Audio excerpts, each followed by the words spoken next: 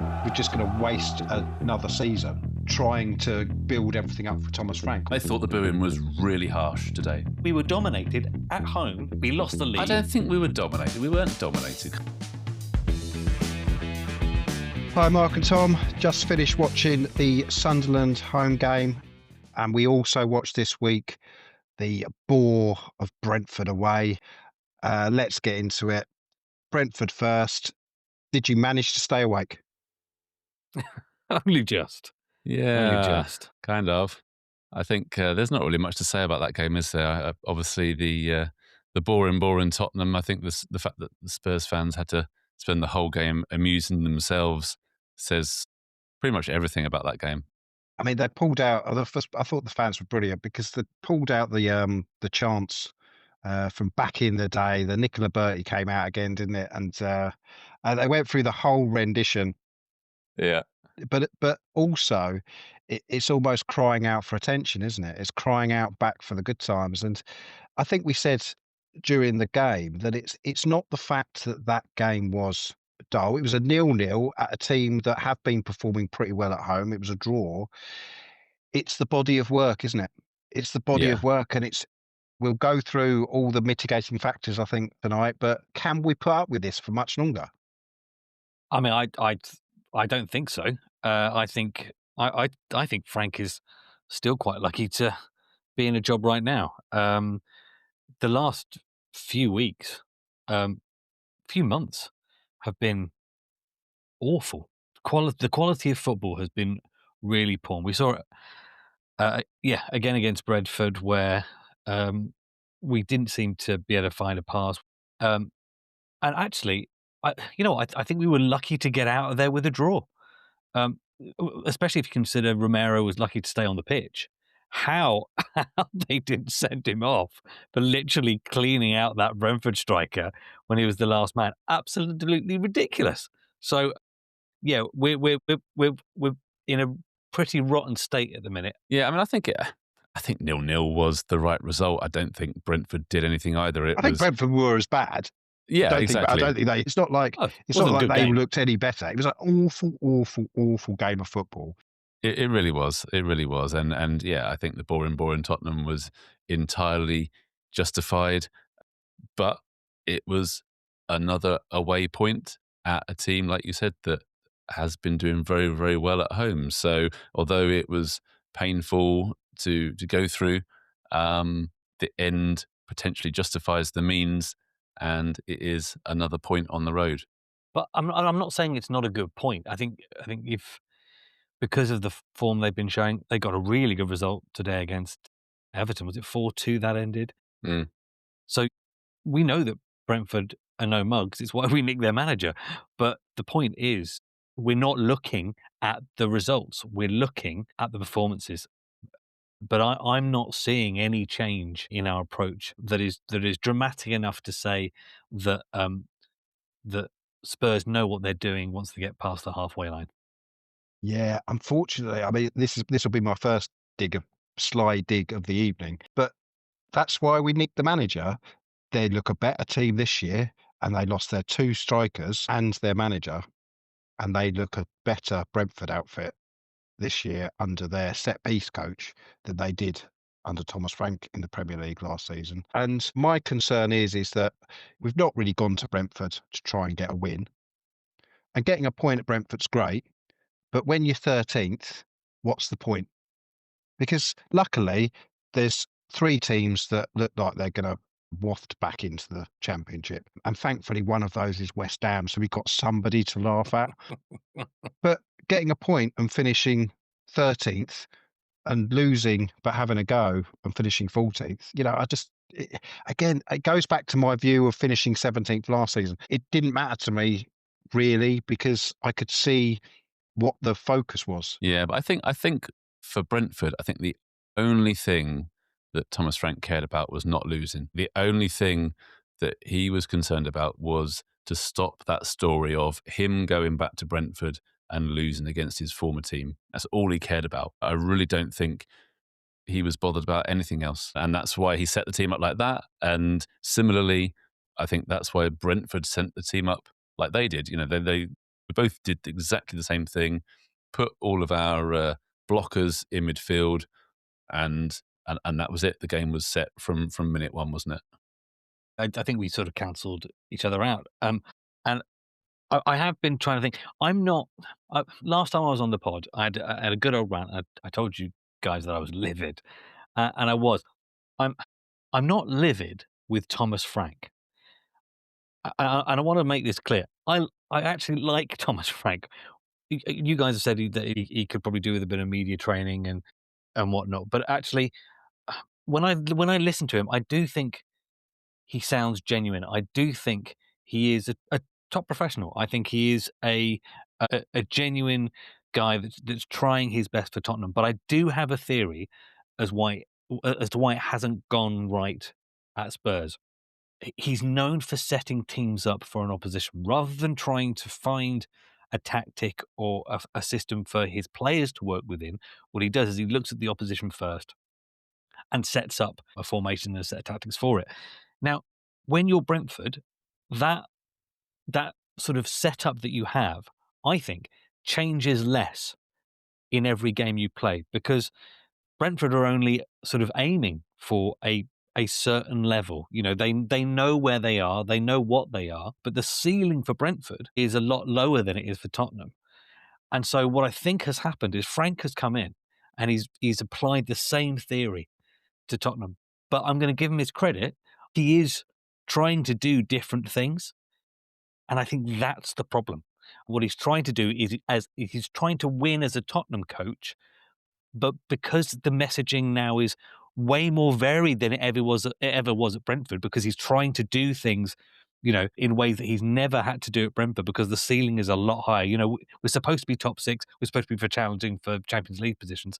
I think it's the amount of messaging that he's trying to give these players, which means that they have no idea what's going on. The messaging is constantly changing, and I think that has been the problem. And I think in the end, it will probably do for him. Yeah, as we've said, Brentford was a bit of a non-event. Let's move on to Sunderland at home. First game of the year. We've been exchanging quite a few messages about this already. I know we've got very different opinions, so I'll let you guys start on what you thought about the game today. So my view comes from a very, very low benchmark. The fact that we tried to be in their half of the pitch, I was quite pleased with. I thought we won the ball up the top of the pitch quite often. We got players into their half and into the box on numerous occasions. And I said at half-time, it's a reasonably encouraging performance. I thought Odobert and Tell looked really, really bright first half. The first half had potential. The second half, I think what happened is that we got in at half-time and said, yeah, this is really working. Just sort of carry on as you are, but try and be better up top. Whereas Sunderland sat down again, went, well, this is what we're going to change. And the first thing we're going to do is we're going to step onto them a little bit more second half. So they moved up the pitch. We couldn't deal with it again. We're just not very good with teams trying to score against us constantly. We can't get back out again. So How dare after they? them, yeah, well, this is it. They decided actually playing tick-attack around their box probably wasn't working because we were nicking it off them. So they were getting it forward quicker and getting into behind us better and putting balls in the box more regularly.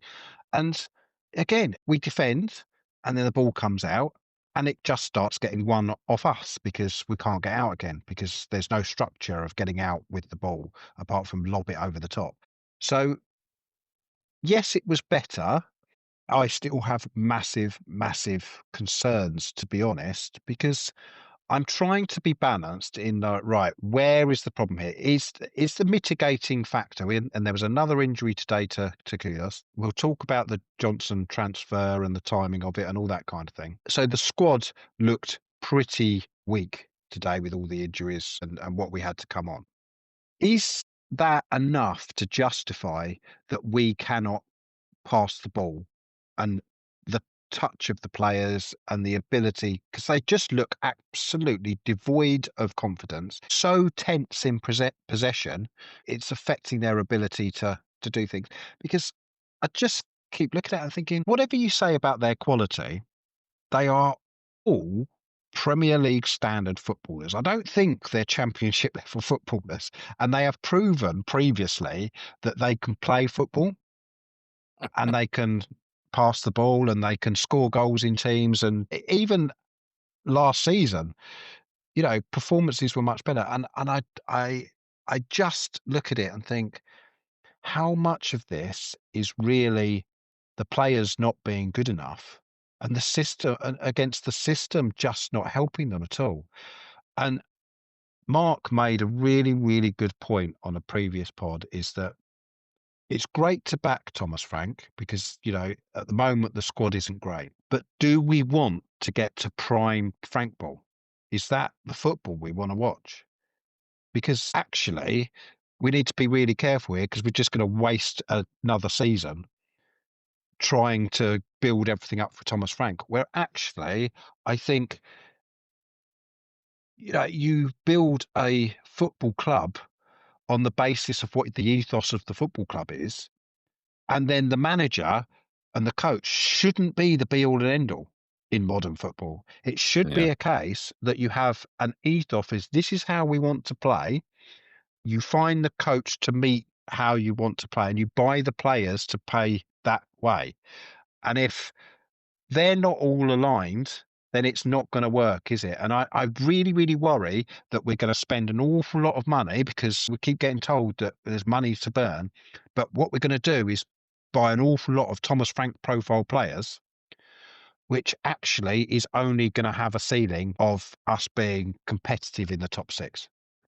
I want Tottenham to be a possession-based, dominant football team because that's the sort of football I want to watch and that's the sort of football I've grown up on. And I didn't support Tottenham because they're a local team, because there wasn't a local team to be. I supported Tottenham because in the early 80s, they were a glamour team and they played football the right way and you got told about all these great players that Tottenham had. That's my 20-minute rant over. I think I sort of messaged you boys at halftime saying everything is a little bit better. So our pressing was a little bit better. Our movement was a little bit quicker. There were more players in forward positions and we were getting a little bit more joy sort of in attacking areas. But we still gave the ball away a fair amount. We were still knocking it long. And I was looking at sort of our shape compared to Sunderland's. And at one point I was thinking, they look like a team. They look like a proper, cohesive, well-drilled unit. And at no point did I think we were going to run away with that game, and yes, things were better. But once you've gone through the last few months we've gone through with the performances that we've had, there was no confidence that we were going to sort of come out and dominate in any way.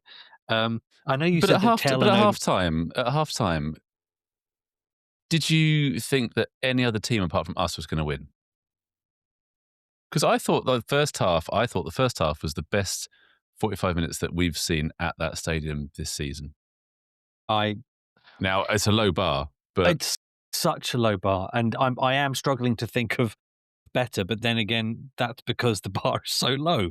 But yeah, but we pressed, we intercepted balls high up the pitch, we created chances. We haven't done that at all this season. There were still the mistakes in there, and immediately in the second half, Sunderland came at us, and like Graham said, we wilted. It was really, really poor. And there were moments when you just thought, "Oh, hang on, no, we can still do this." There was about 4 or 5 occasions where we were one pass away from getting that second goal, and we couldn't find it.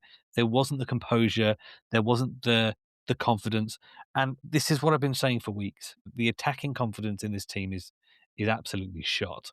So yeah, I am not surprised that was the result, and I just think it's another sort of ringing indictment for whatever Thomas Frank is doing on the training pitch just isn't translating onto.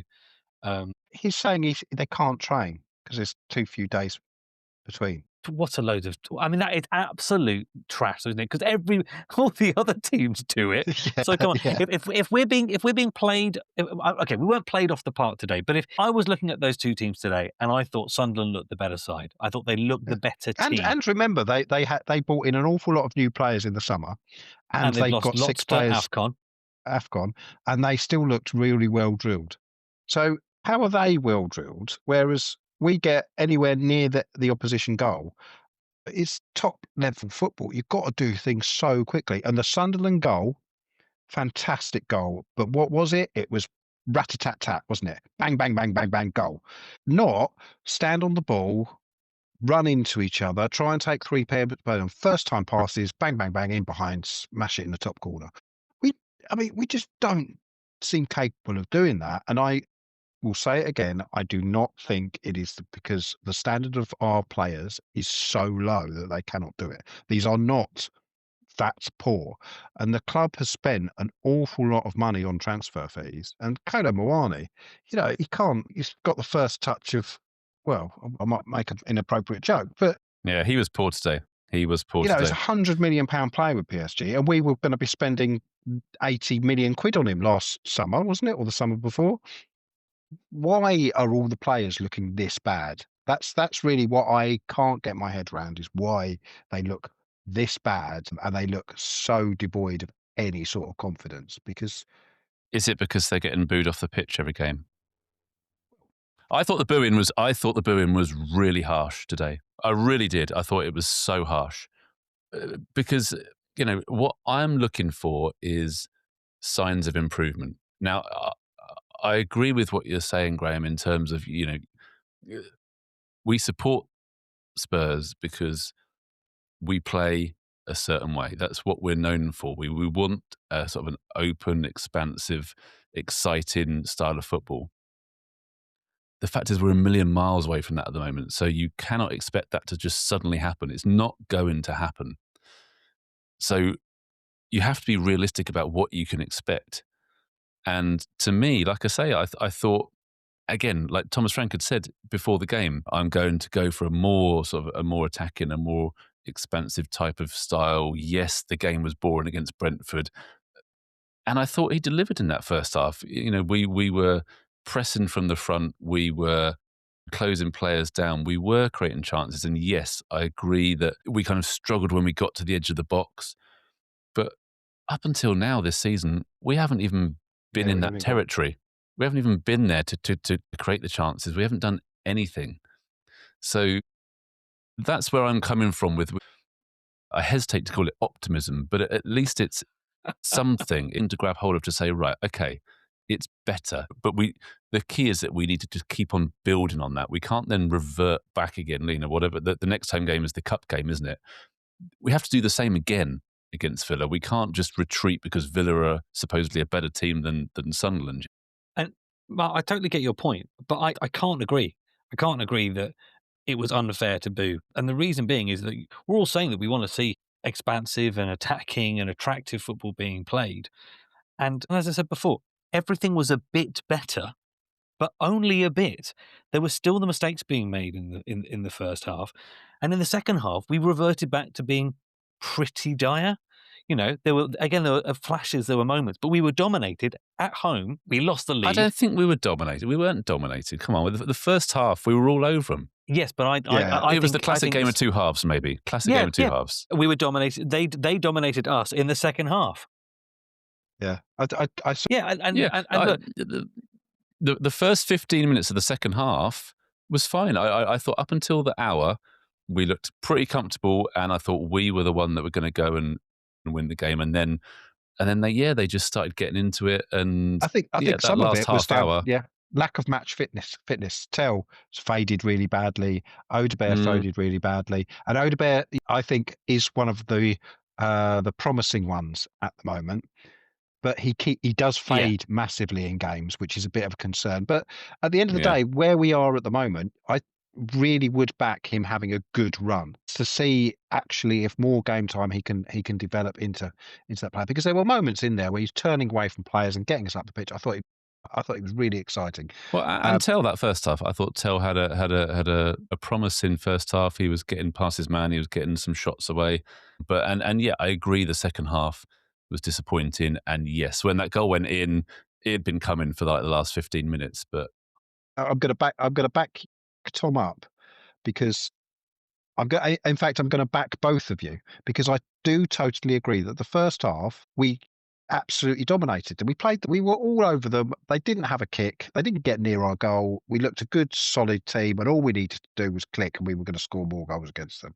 And this is against a team that defend really well, are really aggressive, and have had a fantastic start to the season now. So I don't think the performance was perfect by any stretch, but there was things to cling on to. But the longer the second half went on, and I think this is where the booing comes from, is the retreating, the natural retreat. And again, I don't think, to be honest, to be fair to Thomas Frank, he had an awful lot on his bench anyway. But the default substitution, we're winning 1-0, let's stick Polina on and keep Bentancur on. I thought Bentancur was great today. Yeah, I thought it was really good. We all agreed with that. Bentancur had a really, really good game, got stuck in, was a little bit silly towards the end, getting involved with stuff he didn't need to get involved with. But actually, on the pitch, doing the football things, he was probably our player of the match. So I do think we need to move on to the club's decision to sell Johnson. Could have done with him today. First off, does anybody really think that Johnson was really of the standard to, keep if we were going to get a decent offer for him?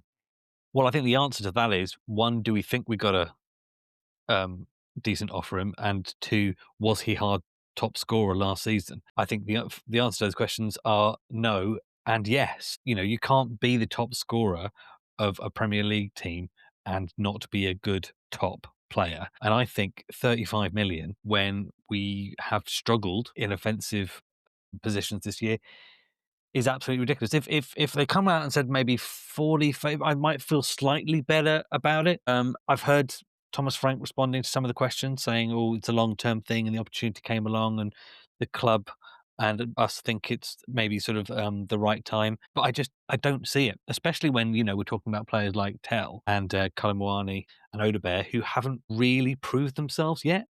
I can guarantee you he's going to go to Palace and do well. He's a top pro. So yeah, I'm not happy with it. So my view is, in terms of the value for money, that's for the club to decide, isn't it? The problem we've had is that we haven't sold players as a club when we've had offers, and then all that's happened is that their value has depreciated and depreciated, and then you've got situations like Lo Celso where he's going out on loan, shipped out on loan for 2 years, exactly. And all this sort of stuff. So whether, again, and this goes back to my 20-minute rant about having a manager and trying to do things for one manager and not thinking as a club of the whole. If Thomas Frank isn't going to play Brennan Johnson, which he's clearly not doing, is he? He was criticised by Spurs fans an awful lot for a lack of productivity anywhere else on the pitch, being really I think that's fair. anonymous fair as well. So to suggest he's a top level Premier League, or he's shown that he's a top level Premier League winger, I think is a stretch, to be honest. Yes, he will go down in Tottenham folklore, not denying that at all. But again, going back to my rant, is that if this is a transition season and it's a clear the decks transfer window and it's a start from the beginning, we're going to learn how to defend and then we're going to very slowly build into an attacking team. Could someone have told me this before I spent £1,000 on a season ticket, please? Because the interview with Thomas Frank was that it's a risk not taking a risk. Well, can you do that without, not on my money? Can you tell me and then I can make an informed decision? Not that you were just going to write off this season and 13th is fine because you're going to have such a weak squad again and you're going to do this. So, yeah, I mean, so Tom, you think it was a bad plan? I think I'm sort of the opposite, if you like. I think, well, in the context of everything at the moment, I'm on board with it. Mark? I liked Brennan Johnson. I do agree that I liked him because of his output. I thought he was the best finisher at the club. I think if you give him a chance, or if a chance presents itself in the box, you want Brennan Johnson on the end of it more than anybody else at the football club right now. But having said that, I think you're right that everywhere else on the pitch, he was pretty limited. He wasn't, but we've talked about this in previous weeks. You know, he isn't a winger in the traditional sense of being a winger. He's not going to take it past players.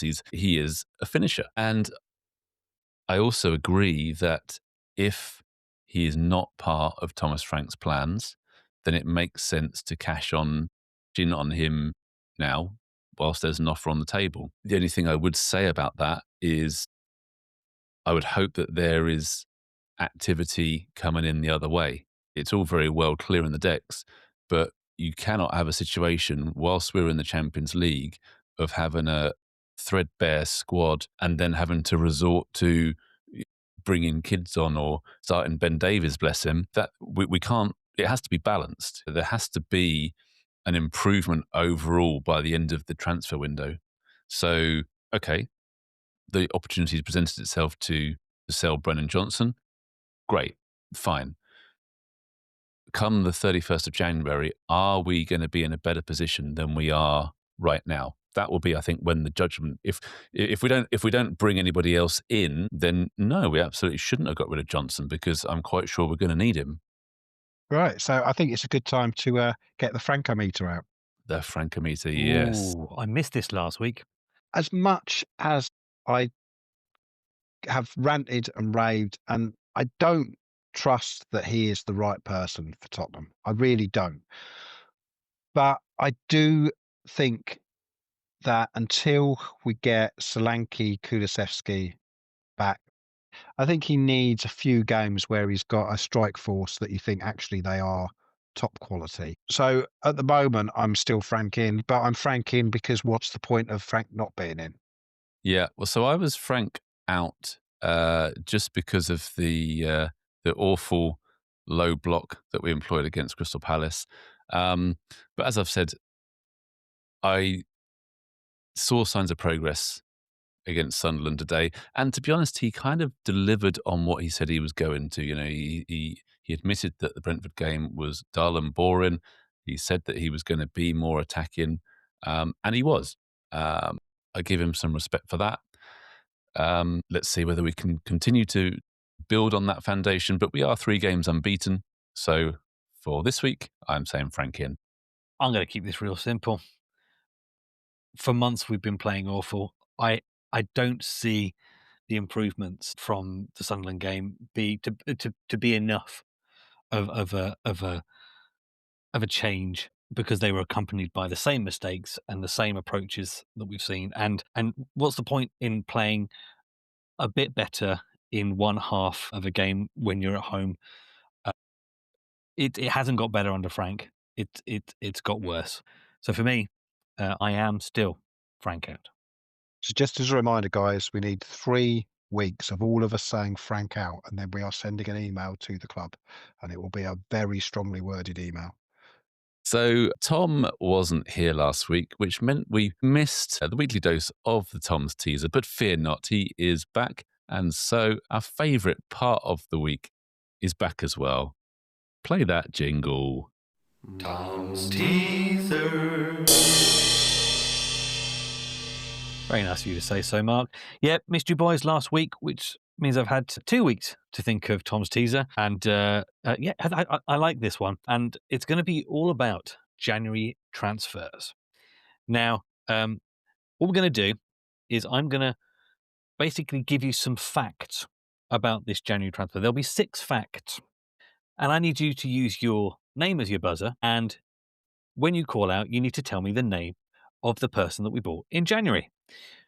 Now, if you do it soon enough, you get, for example, after the first guess, you get 6 points. So if you just After the first clue, you mean after the first clue? after the first clue, yeah. So if you get it, and if you get it on the second, 5, and so on and so forth. However, if you buzz in and get it wrong, you are frozen out, and you allow the other person to listen all the way through. Okay, so we're going to start with our first January transfer Listen up. Here we go. The club bought me in 2018. I cost 25 million. I was bought from Paris Saint-Germain. Graham. Yes, Graham?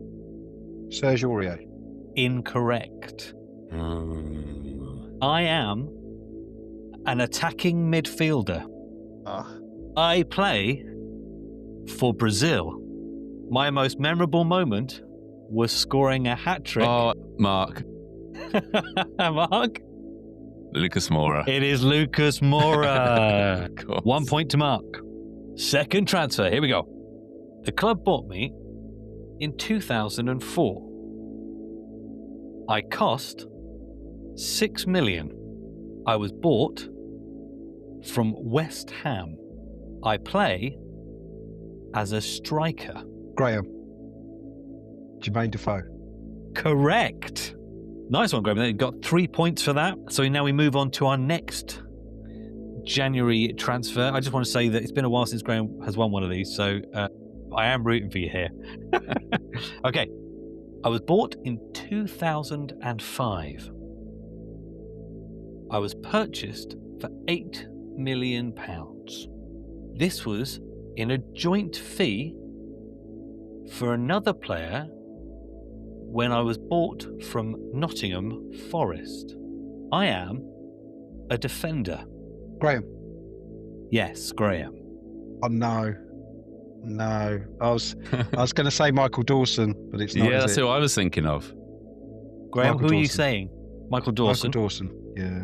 Is another 3 points. Yeah, Well that's who I was done. thinking of. Trust Michael your Dawson gut, and dude. Andy Reid for a Well bonus point. done. Oh, I'm so tempted. If we need the bonus point, I'm going to give it to you for calling that out. Well done. So that leaves it now at Graham 6 points to Mark's 1. So, next player. I was bought in 2022. I cost 16 million.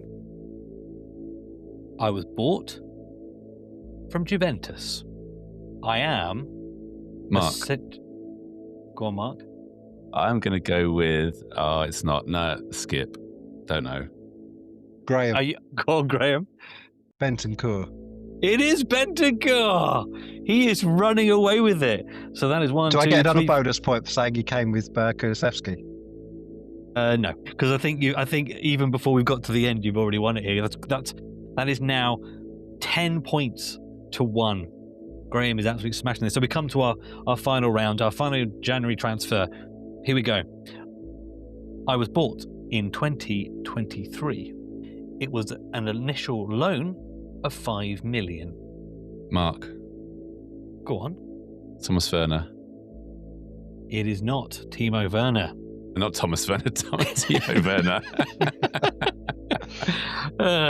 Okay, continuing the details here, Graham. But this one you can walk it to the end if you want. You bought me from Sporting Club de Portugal. I am a fullback. I play Pedro for Porro. Pedro Porro, which is giving you another 2 points. So we can say quite clearly and at last, with a score of 12 points to 1, Graham has won a Tom's teaser. And we add those 12 points to my overall score, which is miles in the lead. Well, I can now tell you that the score in the season-long Tom's teaser is Graham 6, Mark 9. So you needed that. You needed that, Graham. Well done. Well It's played. all right. It's going to be a comeback for the ages. Tom's teaser.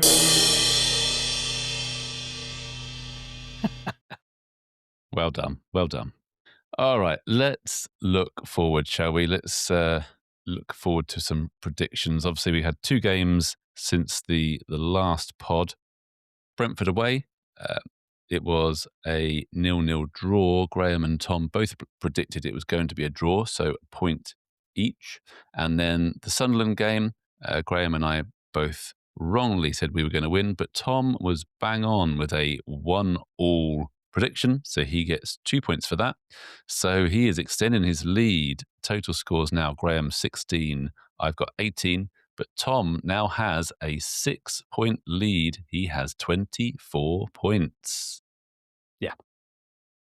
All right. So we have 2 games. Bournemouth away is the midweek game this time round. Who wants to go first? I don't mind going first. And I think, it's been a shocking run for Bournemouth, isn't it?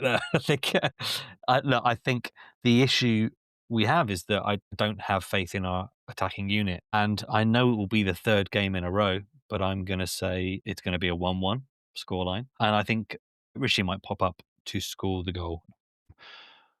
I'm deeply concerned that it could be Semenyo's last home game. Yeah.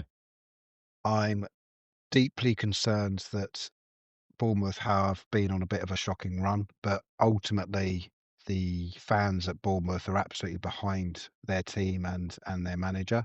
And so I do think they'll turn it around at some point. And although the first half today against Sunderland was better, can we pin our hat on the fact that we're now a coherent football team? I don't think we are. So my prediction for the Bournemouth game is we are going to lose 2-0.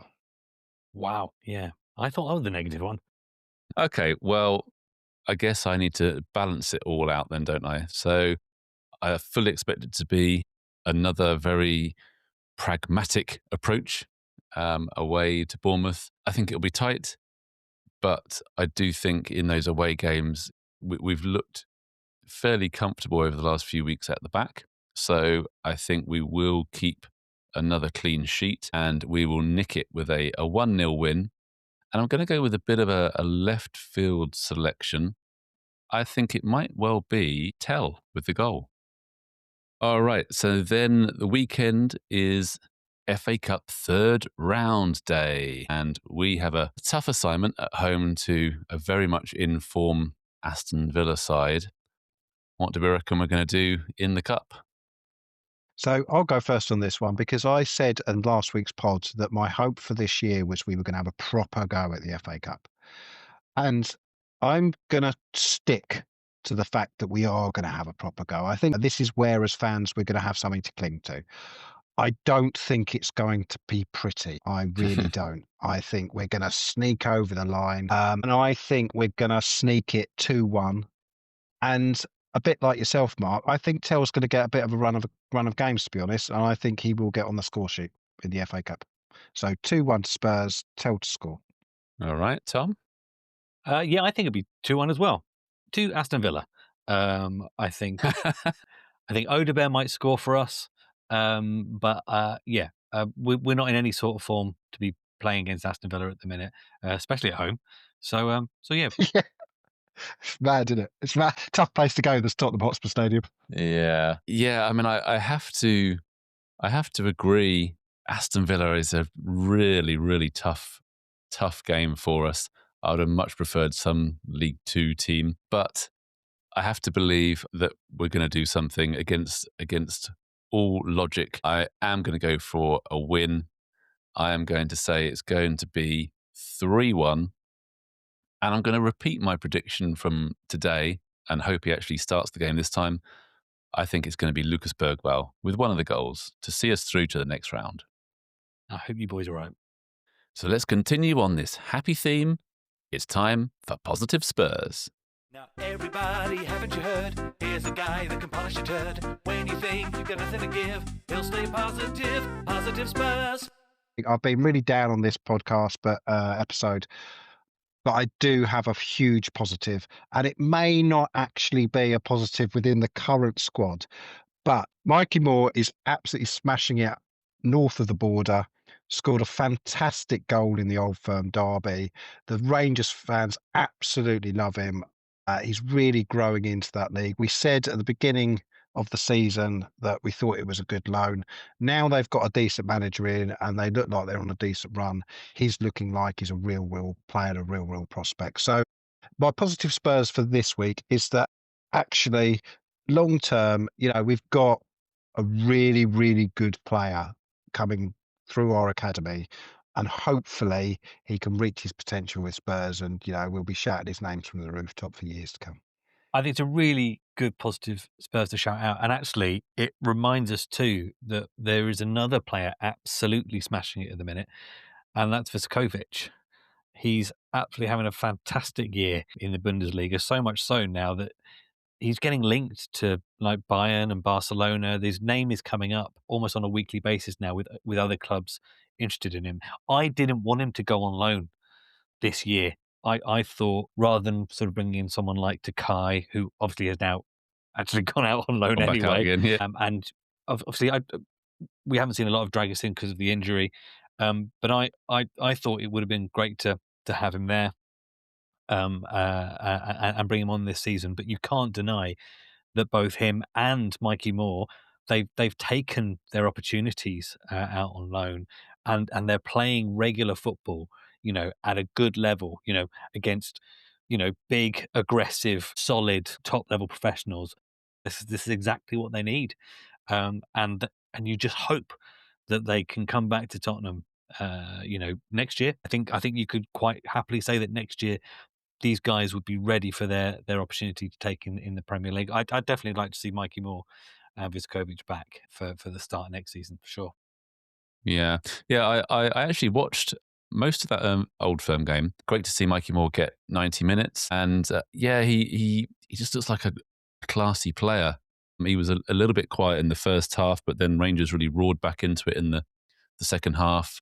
He obviously scored that third goal for them. And yeah, he just has nice touches. He doesn't give the ball away, and certainly experiencing that atmosphere. And he went over at the end of the game, and the fans love him up there. So yeah, I think hopefully Rangers continue their recovery and have a good end of the season. And I think Mikey Moore will certainly contribute to that and come back an even better player.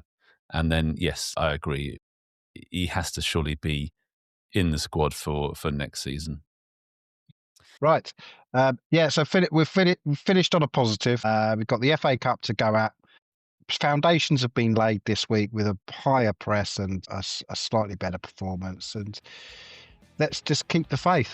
Let's try and trust the process, as you say, and come on, you Spurs. Yeah, 2026 be a much better year. You'll see. It's going to happen. Come on, you Spurs. Yeah, all right. Come on, you Spurs.